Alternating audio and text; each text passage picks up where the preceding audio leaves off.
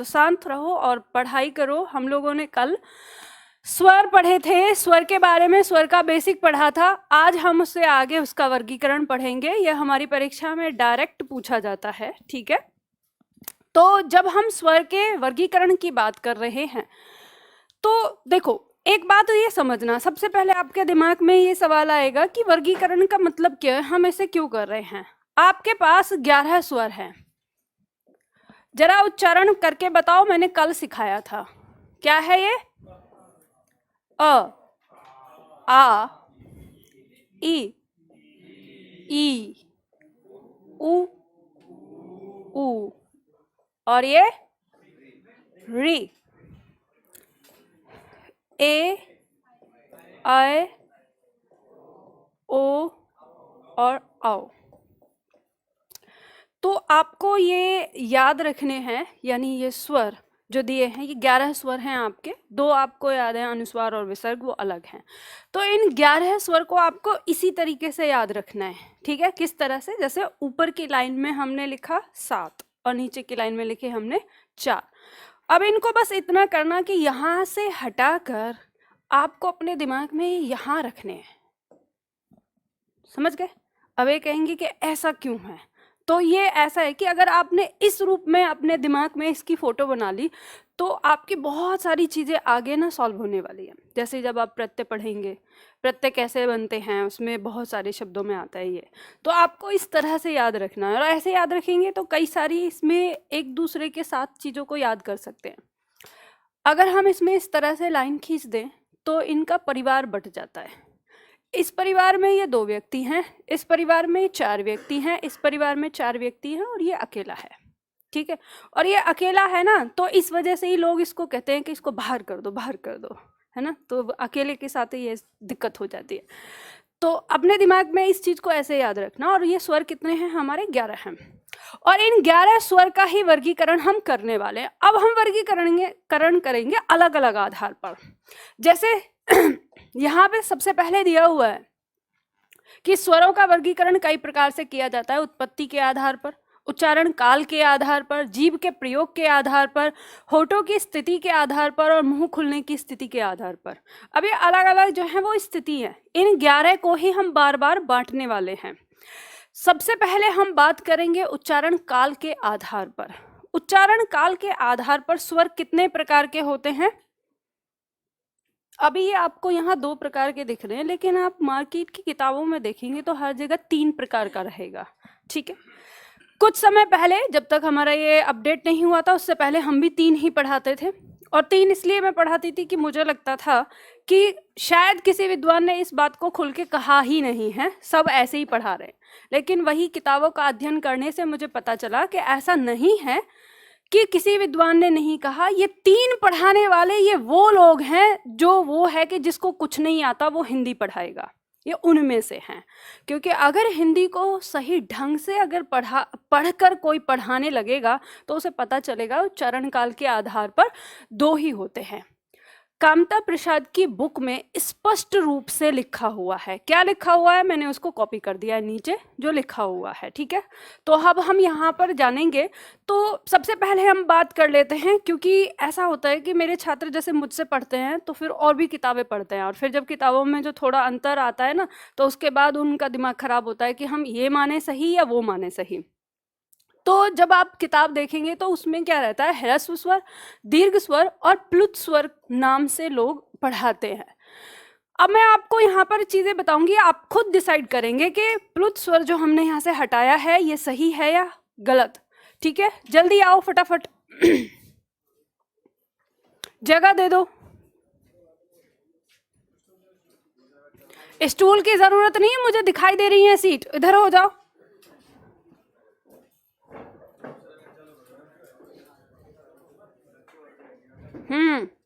मुझे पता है सब, ठीक है। यहाँ भी सीट खाली है, यहाँ बैग रखा है, उधर सीट खाली है, सब जगह खाली खाली है। हाँ? इधर आ जाओ, यहाँ है जगह। और बता दिया करो जिनकी बगल में रहती है।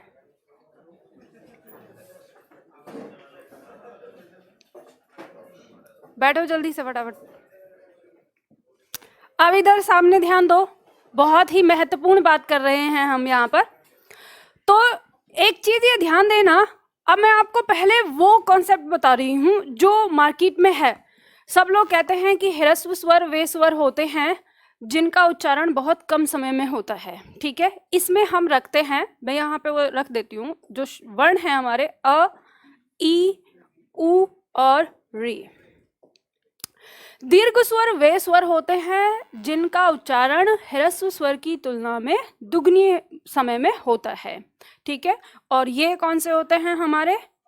आ, ई, उ, ए, आय, ओ और औ, ठीक है। 4 ये हो गए और 7 ये हो गए। अच्छा मुझे ये बताइए, ये 4 और ये 7, मेरा गणित कहता है कि 4 और 7 11 होते हैं, सही हो? चलो, जब ये 7 और 4 मिलकर 11 हो गए तो ये प्लुत स्वर के लिए बचा कौन सा? पहला सवाल, ठीक है। अब जब परिभाषा देखेंगे आप किताबों में जाके आप चेक कर लेना, तो लोग कहते हैं कि प्लुत स्वर की परिभाषा होती है जिन स्वरों का उच्चारण या जिन वर्णों का उच्चारण दीर्घ स्वर की तुलना में भी अधिक समय में होता है, उन्हें क्या कहते हैं? प्लुत स्वर कहते हैं। जब इसका उदाहरण लिखा होता है तो आप देखना लोग इस तरह से लिखते हैं, कुछ किताबों में ये रहेगा और कुछ किताबों में शब्द लिखते हैं। जैसे मान लो हम राधा लिख रहे हैं तो इस तरह से प्लुत चिन्ह लगाकर इस शब्द को लिखते हैं, ये जैसे बोलेगा राधा, इस तरह से। तो ये उदाहरण होता है। अब मेरा सवाल ये है उन लोगों से, महानजनों से, कि जिन्होंने प्लुत स्वर के अंदर इसको रखा है, मुझे ये समझ में नहीं आई हम पढ़ क्या रहे हैं? वर्ण पढ़ रहे हैं या शब्द पढ़ रहे हैं? ये वर्ण है कि शब्द है? आप बताइए क्या है? तो फिर ये स्वर में क्यों पढ़ाया जा रहा है? इस बुद्धि से ना कोई नहीं सोचेगा, क्योंकि हमारे देश के लोगों को एक आदत है, copy paste copy paste copy paste, खोपड़ी नहीं लगानी है। और मैं यहाँ पे आपको एक सब क्यों बता रही हूँ? मैं इसलिए बता रही हूँ क्योंकि ये बात ध्यान रखिए, हमारी भाषा की जो लिपि है वो है देवनागरी, और देवनागरी लिपि के बारे में कहा जाता है कि यह एक वैज्ञानिक लिपि है। और वैज्ञानिक का अर्थ जो मुझे समझ में आता है उसका मतलब होता है वह विज्ञान जो सिद्ध होता है, जो प्रूफ होता है। तो मैंने कल जितनी भी परिभाषाएं आपको समझाई थी सारी प्रूफ करके बताई थी कि हाँ ये सिद्ध हो रही हैं, और आज भी हम वही देख रहे हैं, समझ गए?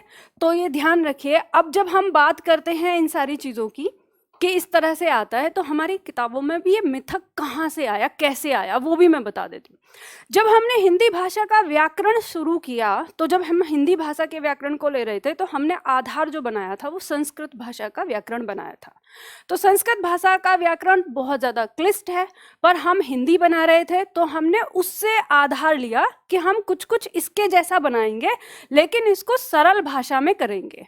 तो जब हम उन्हें उसके जैसा बनाया तो जो शब्द हम हिंदी भाषा में लेते थे उन सारे शब्दों को एक जगह इकट्ठा किया गया और देखा गया कि स्वर कितने रखे जा सकते हैं संस्कृत भाषा से। तो संस्कृत भाषा में स्वर 3 प्रकार के होते हैं। जैसे अगर हम बात करें कि ह्रस्व स्वर की, तो ये ह्रस्व स्वर होता है, ये दीर्घ स्वर होता है, और जब प्लुत स्वर की बात करते हैं तो इसके बाद ये इस तरह का साइन होता है जिसका अर्थ होता है कि ये खींचकर बोला जाए। इनका उच्चारण क्या होता है? अ, आ, इस तरह से। और आपने एक चीज ये देखी होगी कि जब आप कभी किसी पंडित को देखेंगे, जब वो किसी मंत्रों का उच्चारण कर रहा होता है तो वो संस्कृत में कर रहा होता है, तो वो जल्दी जल्दी बोलता है और कभी किसी शब्द पे वो ऐसे ही खींचता है। तो वो जब जिस शब्द पे ऐसे खींचता है, आप समझ लीजिए कि वहां पर क्या है, कौन सा स्वर है? प्लुत स्वर है। तो ये हमने वहाँ पे लिया। जब बात आई हिंदी में लेने की, तो हमें हिंदी में ऐसे कोई किसी वर्ण को, किसी शब्द को हमें ऐसे उच्चारित करना नहीं था, तो हमने इसको हटा दिया।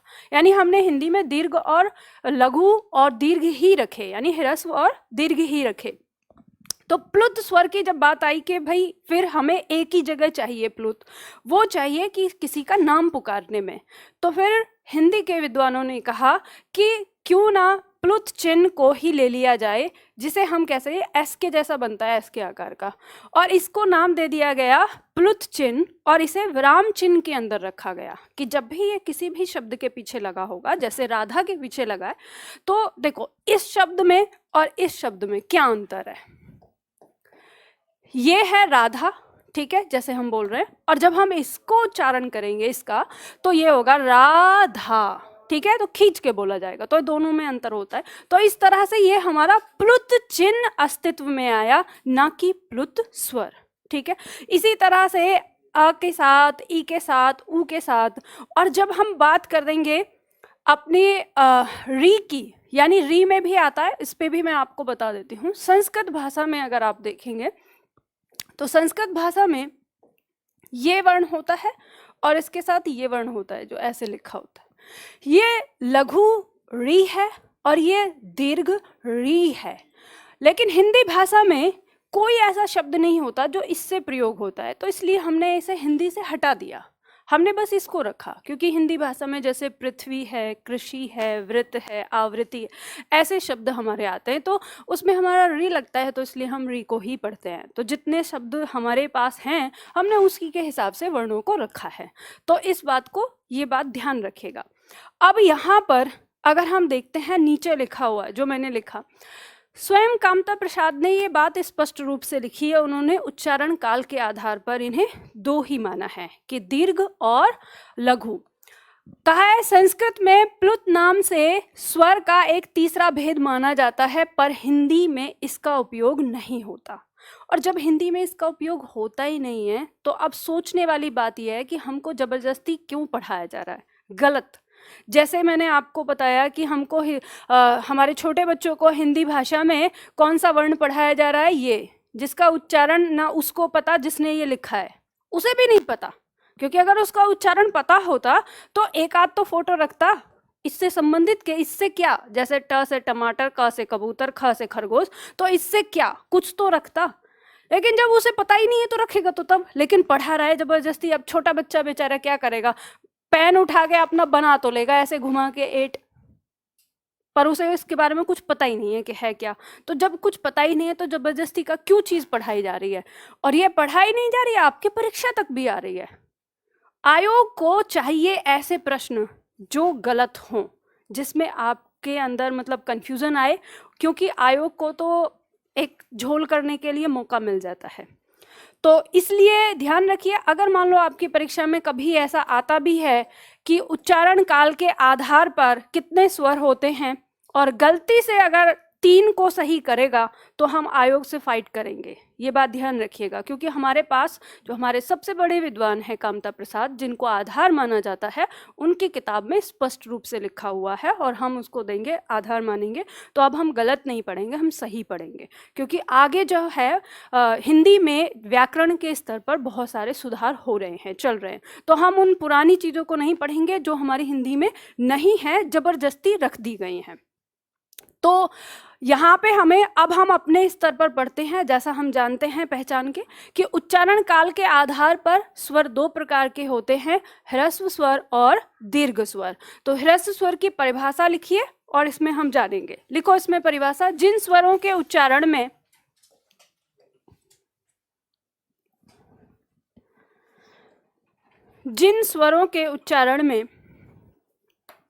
कम समय लगता है, जिन स्वरों के उच्चारण में कम समय लगता है उन्हें ह्रस्व स्वर कहते हैं। जिन स्वरों के उच्चारण में कम समय लगता है उन्हें ह्रस्व स्वर कहते हैं। पूर्ण विराम लगा के लिखिए, इन्हें लघु स्वर या मूल स्वर भी कहा जाता है। इन्हें लघु स्वर या मूल स्वर भी कहा जाता है।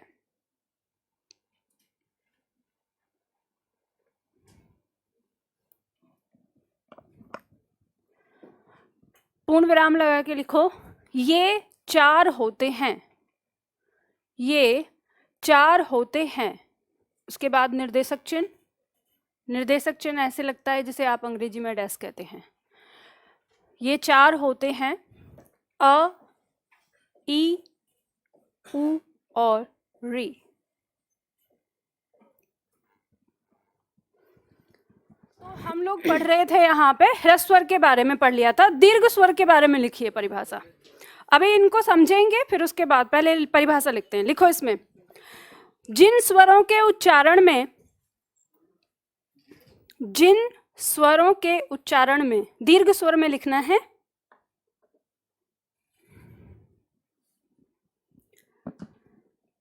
जिन स्वरों के उच्चारण में लघु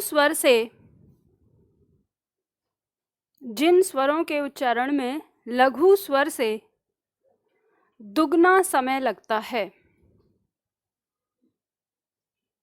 जिन स्वरों के उच्चारण में लघु स्वर से दुगना समय लगता है, उन्हें दीर्घ स्वर कहते हैं। उन्हें दीर्घ स्वर कहते हैं।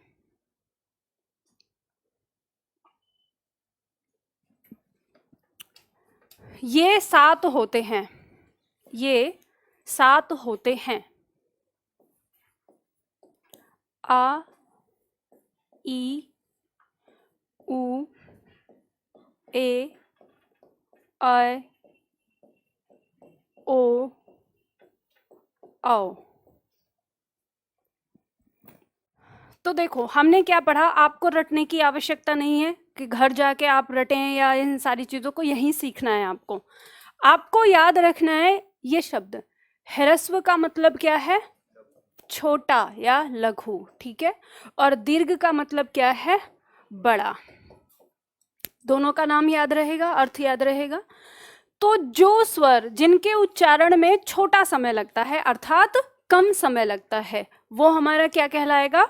ह्रस्व स्वर। जैसे अ, ई, उ, री। हम ये कह सकते हैं कि ये झटके के साथ बोलता है। जैसे लास्ट हमने क्लास ली थी, तो पहली क्लास में कुछ छात्रों की कमेंट थी ऑनलाइन में कि मैम ये छोटा बड़ा क्या होता है, हमें समझ में नहीं आता। तो अब इस चीज़ को आप समझ लेना कि छोटा बड़ा क्या होता है। छोटा बड़ा होता कुछ नहीं है, बस हम उसको दिमाग में रखने के लिए ऐसा नाम देते हैं।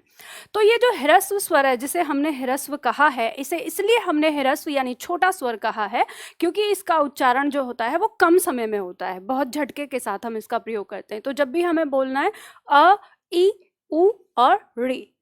जब हम दीर्घ की बात करते हैं अर्थात बड़ा, यानी जिनके उच्चारण में हमें लघु की तुलना में दुगना समय लगे, या कहें कि लघु से ज्यादा समय लगता है। तो जैसे ये तो हमने बोला अ, और ये आ, ये ई, तो ये ई, उ, ए, आए, ओ, औ। तो इस तरह से जब हम इनका उच्चारण करते हैं तो इनमें इससे दुगना समय लगता है। तो ये हमारे क्या कहलाते हैं? दीर्घ स्वर कहलाते हैं, या फिर हम इन्हें बड़ा कहते हैं। ठीक है, समझने के लिए इनका उच्चारण सबका अलग है, आपको पता है। इसमें कल एक छात्र ने कहा था, अच्छा ये बात तो बाद में बताऊंगी, जब आपको उत्पत्ति वाला बताऊंगी उस समय। आपको इसके उच्चारण में भी अंतर समझ में आता है और इसके उच्चारण में भी अंतर समझ में आता है। अगर नहीं समझ में आता तो आपको समझना पड़ेगा, ठीक है। जब हम इसका प्रयोग करेंगे और जब इसका प्रयोग करेंगे तो इन दोनों के प्रयोग में। अब यहाँ से आपको एक चीज बताती हूँ, आप में से बहुत सारे छात्र ऐसे होंगे जिनको शब्दों को लिखने में परेशानी होगी कि मैम कब हम छोटी ई का प्रयोग करें और कब हम बड़ी ई का प्रयोग करें। जो पश्चिम इलाके के लोग हैं वो इसे छोटी और बड़ी कहते हैं, और जो पूर्वी इलाके के लोग हैं वो इन्हें ह्रस्व और दीर्घ ही कहते हैं, कि ह्रस्व ई और दीर्घ ई। ठीक है, ह्रस्व का मतलब छोटी ई और दीर्घ का मतलब बड़ी ई।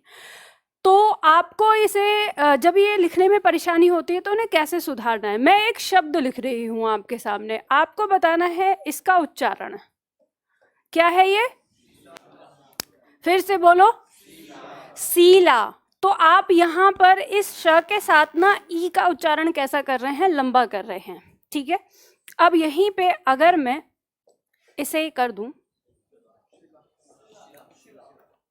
दोनों में अंतर है, अर्थ में भी अंतर है। एक का अर्थ है पत्थर और एक किसी का नाम है। तो आपको ये समझ में आ रहा है? सिला, इसमें हम ई जो है वो जल्दी बोल रहे हैं, ठीक है, स्ला, और इसमें हम ई जो है वो थोड़ा लंबा प्रेस करके तब बोल रहे हैं। तो आप जब भी किन्हीं शब्दों को लिखेंगे, जो भी शब्द होते हैं, तो उन शब्दों को जैसे आपने पहली बार लिखा हुआ देखा तो आप उसका उच्चारण वैसे ही करेंगे, और जब आप उसका उच्चारण वैसे ही करेंगे तो लिखने में भी आपको आसानी रहेगी, कहीं गलती नहीं होगी। तो ये जो आपके दिमाग में रहता है कि छोटी ई, बड़ी, या छोटा ऊ या बड़ा ऊ, इनके लिखन में बहुत दिक्कत होती है, तो कोई दिक्कत नहीं है। अगर आप अपने उच्चारण को संभाल कर करेंगे तो आपका लेखन भी सुधर जाएगा। तो आपको अपने लिखने के साथ साथ उच्चारण पे भी काम करना है, ठीक है, बात समझ में आ गई ना। इसी तरह से देखो, नाम होता है, मेरा नाम क्या है, कितने छात्र जानते हैं? कल वैसे एक कमेंट किया था कि मैम आपका नाम क्या है, मैं कह रही ये तो गजब बात हो गई, नाम लिखा हुआ भी है, फिर भी नाम क्या है? निधि। लेकिन जब भी मैं कभी किसी से बताती हूँ और वो हिंदी में लिख रहा होता है देवनागरी में, तो वो हमेशा इसको अलग अलग तरीके से लिखते हैं। कैसे? या तो निधि करेंगे ऐसे, या फिर करेंगे निधि, लेकिन सही कोई नहीं लिखता।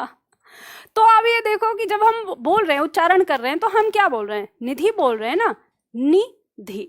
अब ऐसे बोलेंगे तो निधि हो गया, तो ये निधि होना चाहिए, तो निधि तो नहीं है, निधि है।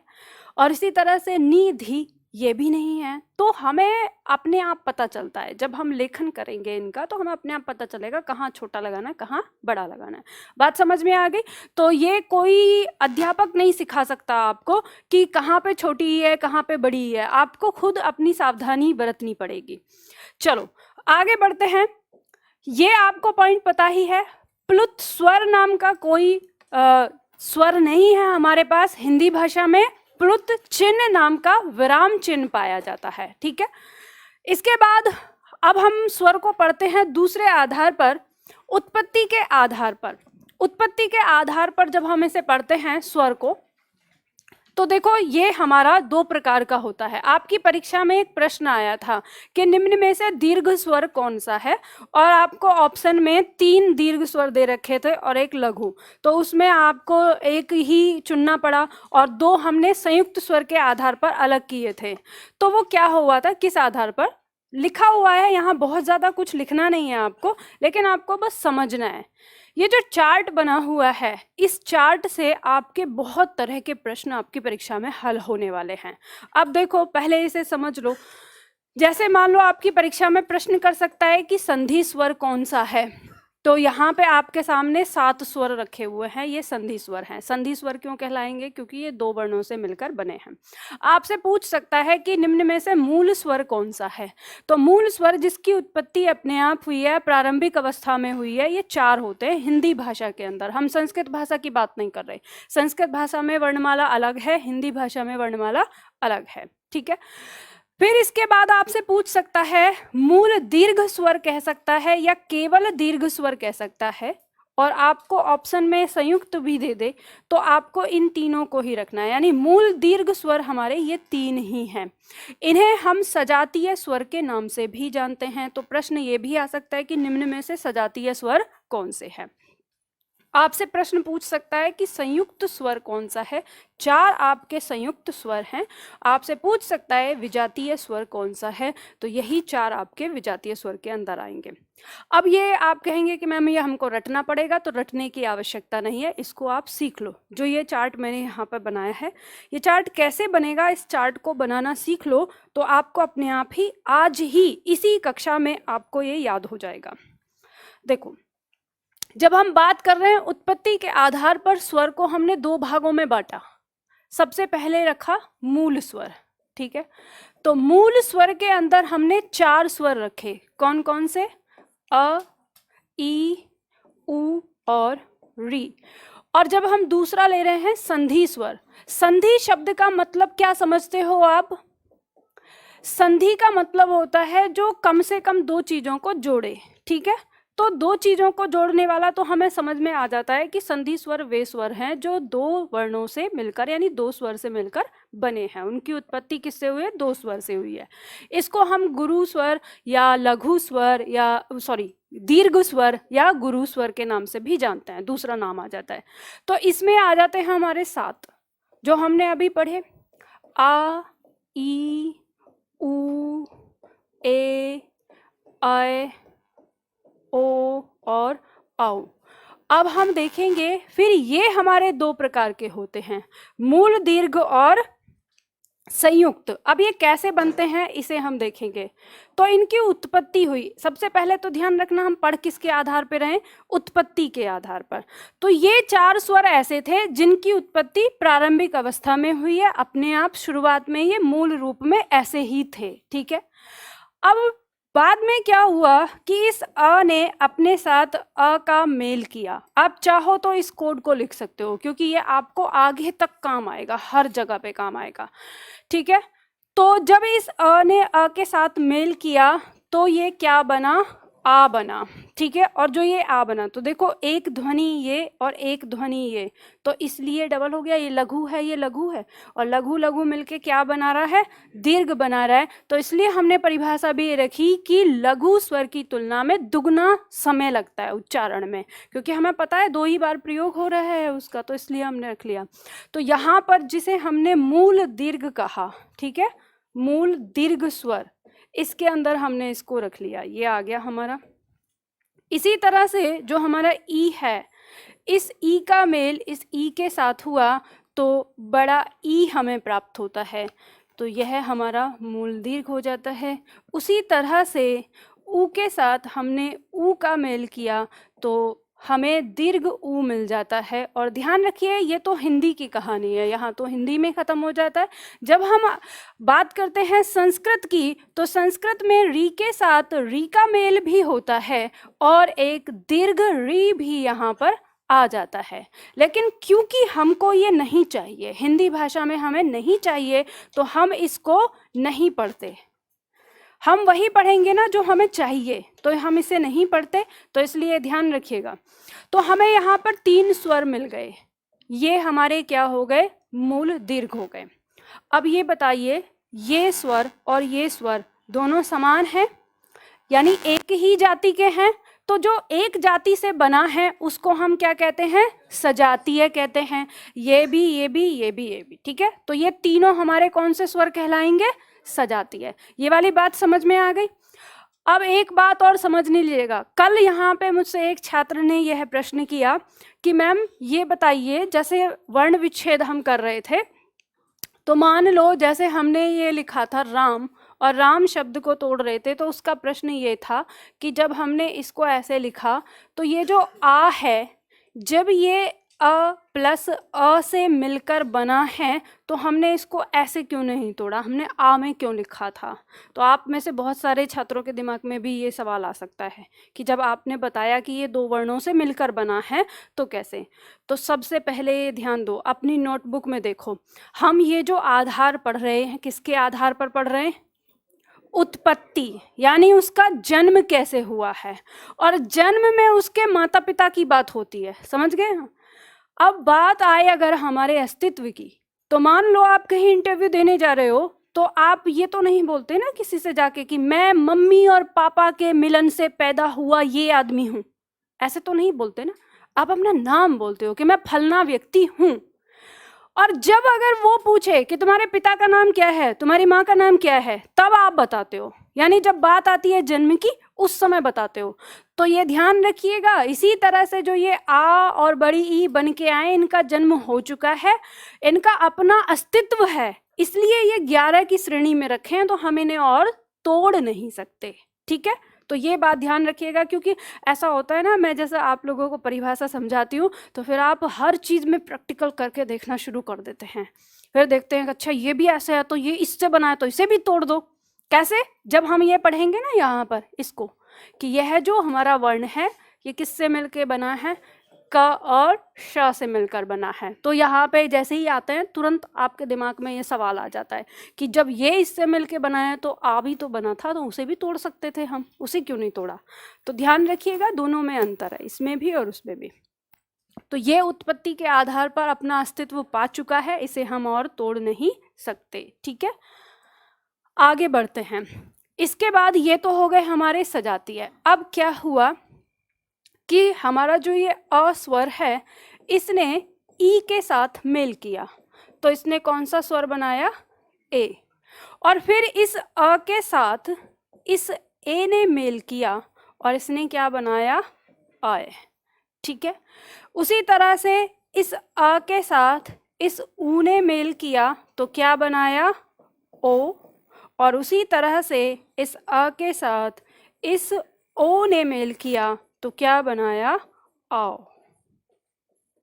अब ध्यान देना, इनके अंदर दोनों ध्वनियां होती हैं। अगर हम बहुत ध्यान से देखें तो ये अ और ई मिलकर बनता ए।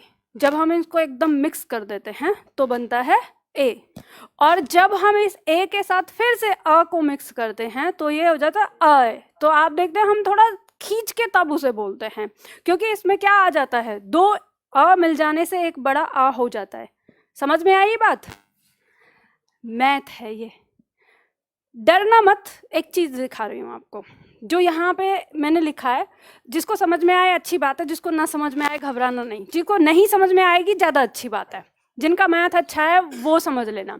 जैसे हमने बात कही है ना कि अ प्लस ई बराबर ए, और फिर हमने दूसरा जो ये लिखा है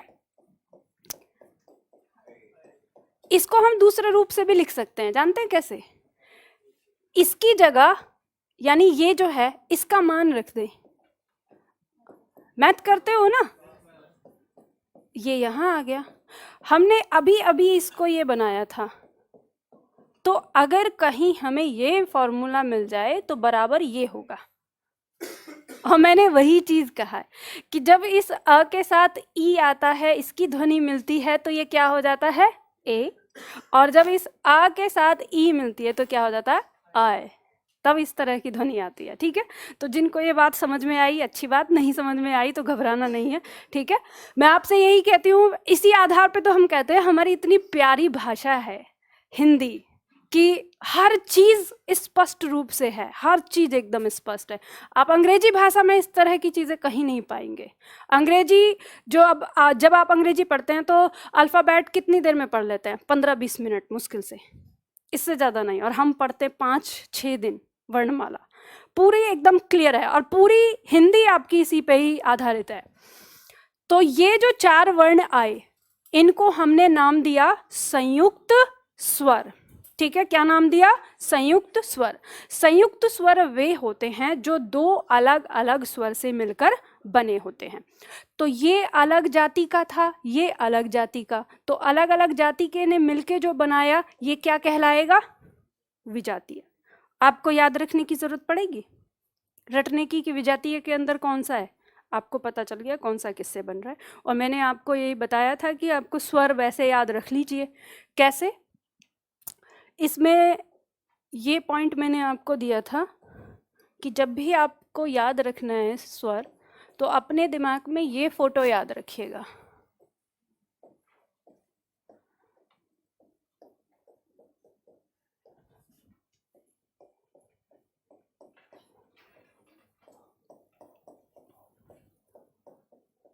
आपको ये पता चल गया, ये हिस्सा, ये हिस्सा और ये हिस्सा। ठीक है ना?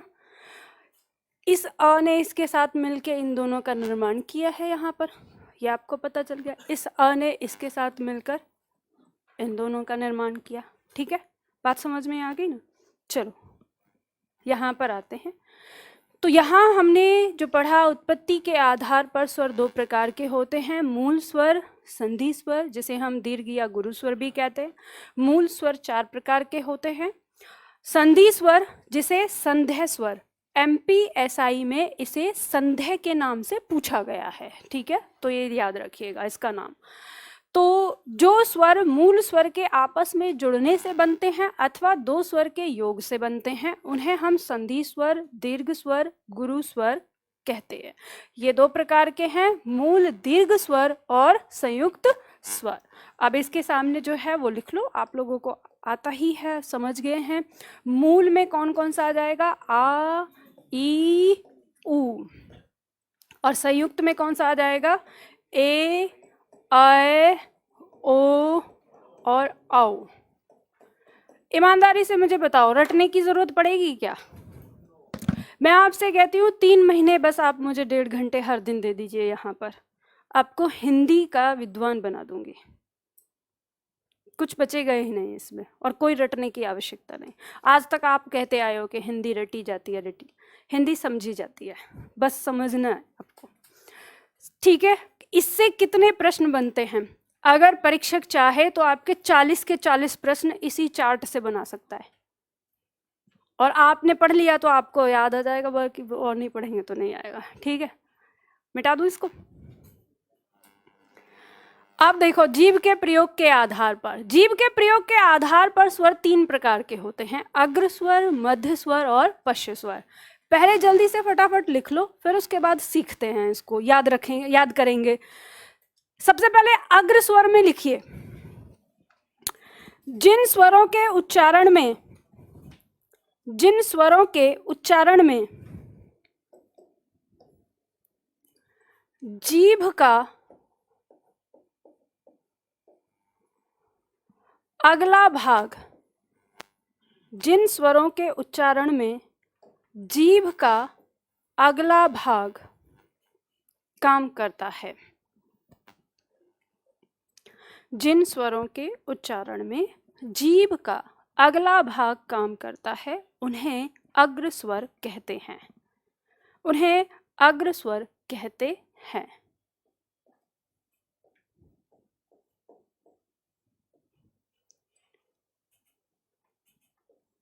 फोटो बना लो नीचे।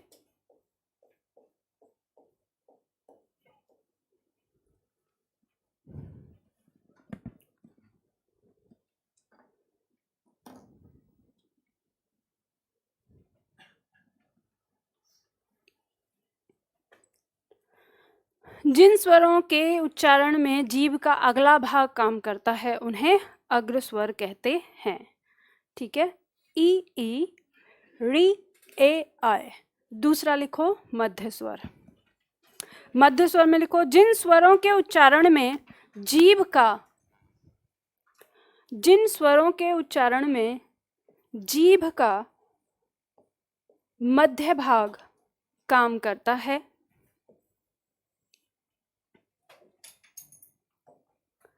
जिन स्वरों के उच्चारण में जीभ का मध्य भाग काम करता है, उन्हें मध्य स्वर कहते हैं।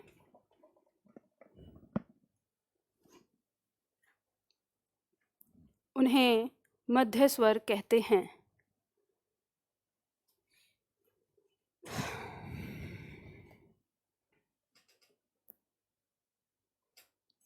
उन्हें मध्य स्वर कहते हैं। पूर्ण विराम लगा के फोटो बना लो। फोटो बनाओगे तो याद रहेगा। पश्च स्वर में लिखिए, जिन स्वरों के उच्चारण में जीभ का पिछला भाग काम करता है, जिन स्वरों के उच्चारण में जीभ का पिछला भाग काम करता है, उन्हें पश्च स्वर कहते हैं। जीभ का पिछला भाग काम करता है, जीभ का पिछला भाग काम करता है, उन्हें पश्च स्वर कहते हैं।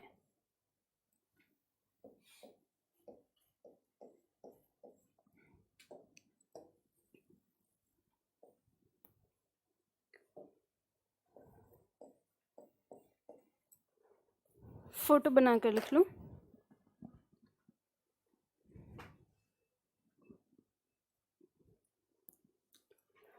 गर्मी कुछ जल्दी नहीं आ गई है?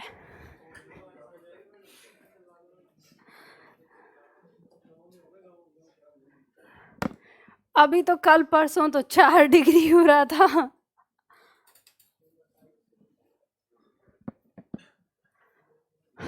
चलो लिख लिया आप लोगों ने, अब याद कर लो इसे। देखो, आपको कोई परिभाषा नहीं रटनी, कुछ नहीं रटना। इस अग्र का अर्थ होता है, इस अग्र का मतलब क्या होता है? आगे वाला। मध्य का मतलब बीच का। पश्च मतलब पीछे का। अब जीभ के आधार पर हम स्वर देख रहे हैं, तो यानी जब हम उच्चारण करते हैं स्वरों का, तो जब हमारी जीभ का अगला भाग काम करता है, यानी स्ट्रेस जो पड़ेगा वो इस हिस्से पर पड़ेगा। मतलब ये देखो, जो स्ट्रेस पड़ेगा वो इस वाले हिस्से पर जब आप उच्चारण करेंगे, तो वो स्वर हमारे क्या कहलाएंगे? अग्र स्वर। आपके सामने रखे, उच्चारण करो। ई, ई, री, ए, आय। जीभ का कौन सा भाग काम कर रहा है? अगला। ठीक है, कोई रटने की जरूरत नहीं है। परीक्षा में आ जाए अग्र स्वर, बोल के देख लेना, परीक्षक को पता भी नहीं चलेगा कि नकल कर रहे हो आप, उसे पता भी नहीं चलेगा, है ना। तो उच्चारण करो एक बार, सब आवाज आनी चाहिए माइक तक।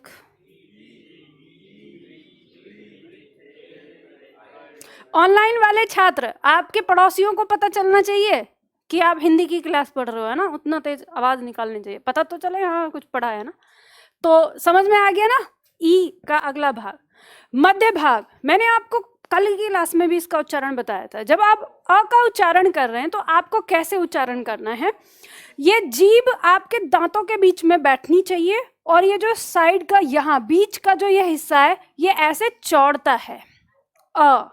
ठीक है, तो बीच का मध्य भाग काम करेगा जीभ का, और इसमें हमारा कौन सा स्वर होता है? अ होता है। ठीक है, तो उच्चारण करो। तो अब के बाद ये ध्यान रखना, उच्चारण सुधारा तो लेखन सुधरेगा, यानी आपको पहचान होने लग जाएगी कि किस तरह से हमारे मुख में इसका उच्चारण हो रहा है। ठीक है, पश्य स्वर, जिन स्वरों के उच्चारण में जीभ का पिछला भाग काम करता है, यानी आवाज जो आएगी या जो रिएक्शन होगा हमारी जीभ पर, वो पीछे वाले हिस्से पर होगा। जैसे हम बोलते हैं आ, अब आप आ का उच्चारण करो तो कहाँ आपको लगता है? कंठ के पास लगता है, पिछले हिस्से पे। ऊ, होठ आपके आगे से हवा को रोकते हैं, लेकिन जो पीछे जीभ पर जो भार आता है वो कहाँ आता है? पीछे।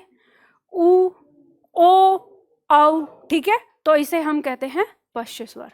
बात समझ में आ गई? चलो, याद हो गया? दोबारा आपको रटने की आवश्यकता नहीं है, इसी तरह से अभ्यास कर लेना, आपको पता चल जाएगा। ओष्ठ यानी होठ, होठों के आधार पर स्वर का वर्गीकरण। तो होठों की स्थिति के आधार पर हमारे जो स्वर हैं वो दो प्रकार के होते हैं, आवृतमुखी और वृत्तमुखी। लिखिए, आवृतमुखी में इसकी परिभाषा लिखिए, फिर आगे बात करेंगे।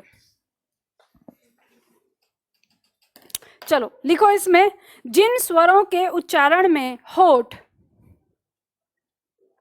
गोलाकार नहीं होते, जिन स्वरों के उच्चारण में होठ गोलाकार नहीं होते,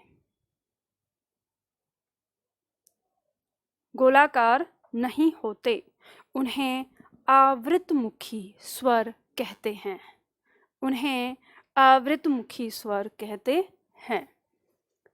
कहते हैं के बाद निर्देशक चिन्ह लगा के लिख लेना कौन कौन से होंगे।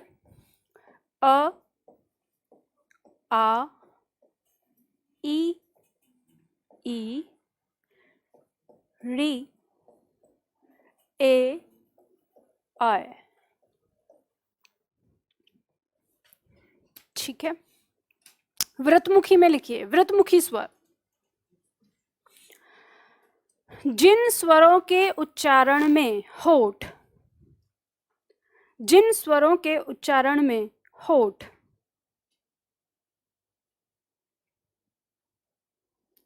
गोलाकार होते हैं, जिन स्वरों के उच्चारण में होठ गोलाकार होते हैं, उन्हें वृत्तमुखी स्वर कहते हैं।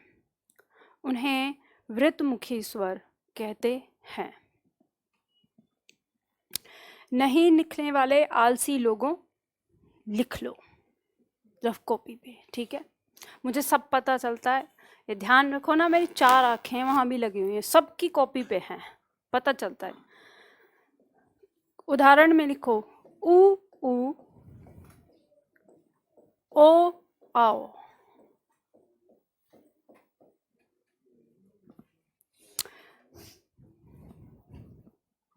चलो करो प्रैक्टिकल, अब तो आपको पता चल गया कैसे करना है। होठों की स्थिति पे एक बार होठ गोलाकार होंगे और एक बार होठ गोलाकार नहीं होंगे। तो जिसमें गोलाकार नहीं होते उनको कहेंगे आवृतमुखी, और जिसमें गोलाकार होंगे उनको कहेंगे वृत्तमुखी, यानी वृत्त मतलब गोला।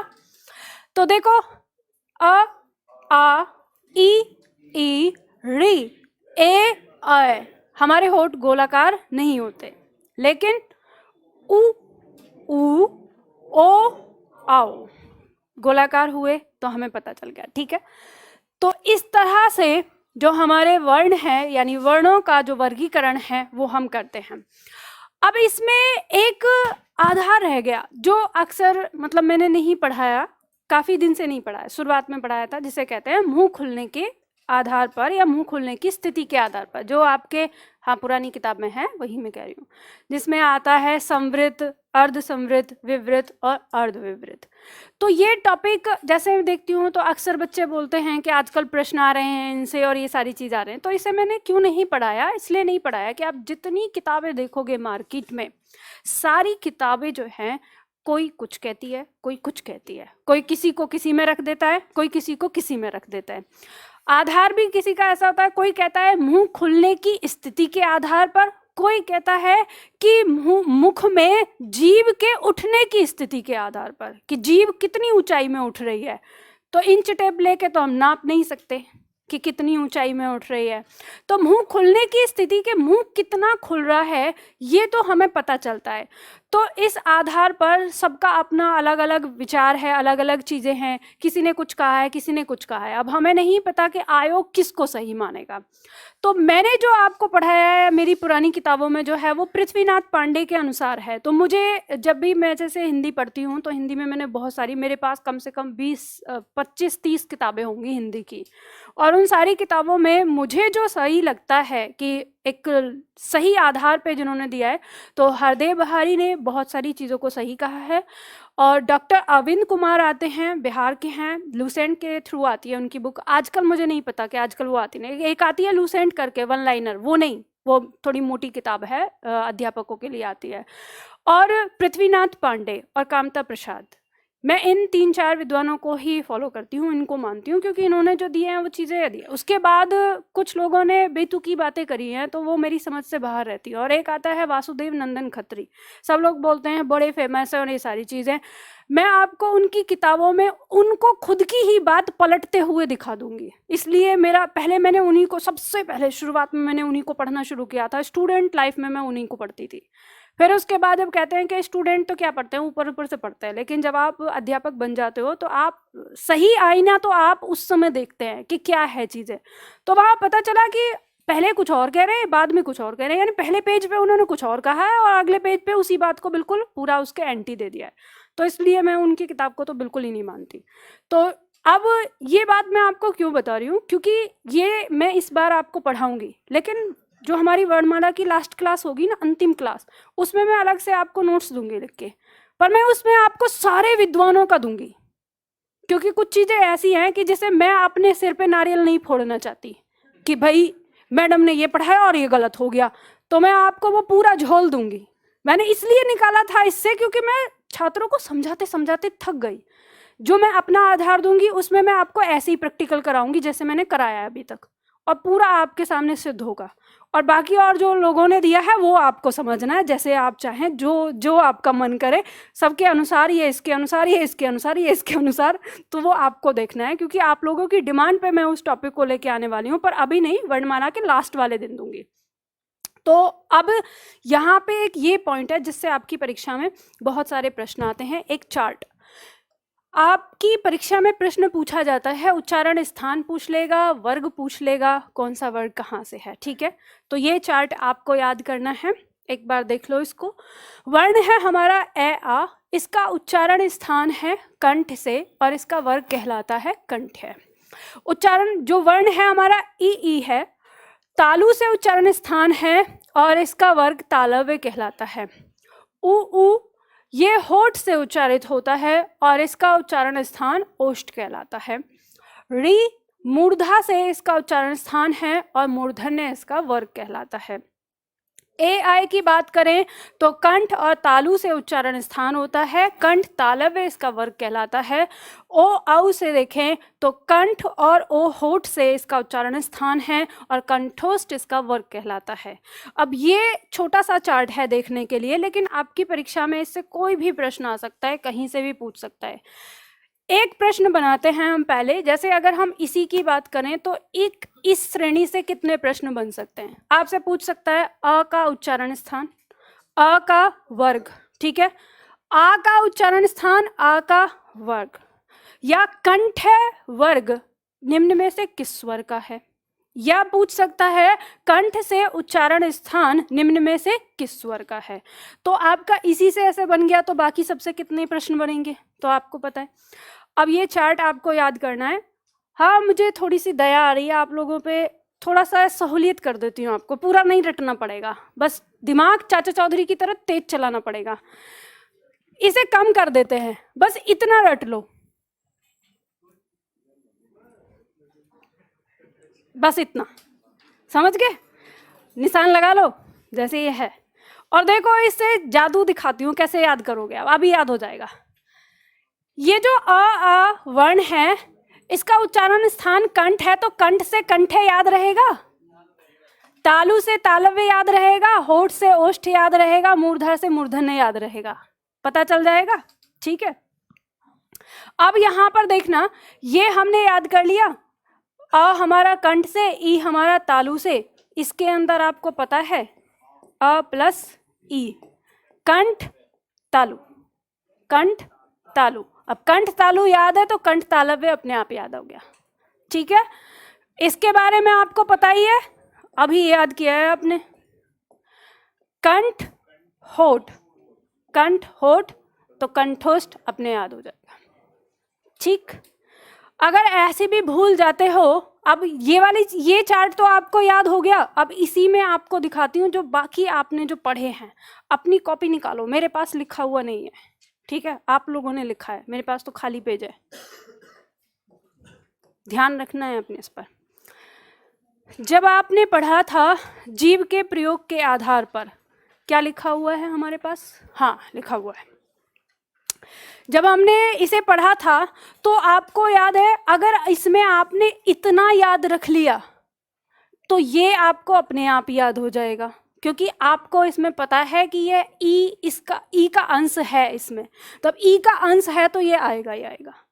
आपने इसमें अगर इसको याद रख लिया, इनको, तो आपको ये अपने आप याद हो जाएगा, क्योंकि आपको पता है इसमें ऊ का अंश है, तो ऊ का है तो पश्चिम में आ जाएगा।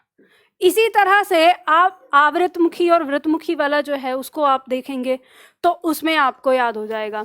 यानी जब हम देखते हैं वृतमुखी तो ऊ होता है, तो ऊ के साथ ओ औ अपने आप शामिल होगा, ठीक है, ये अपने आप हो जाएगा। और इसी तरह से जब हम ई को देखते हैं तो ई के साथ ये भी अपने आप किस में शामिल हो जाता है, यानी आवृतमुखी में। तो आपको रटने की कोई आवश्यकता नहीं है, बस दिमाग क्या करना है, चाचा चौधरी से तेज चलाना है।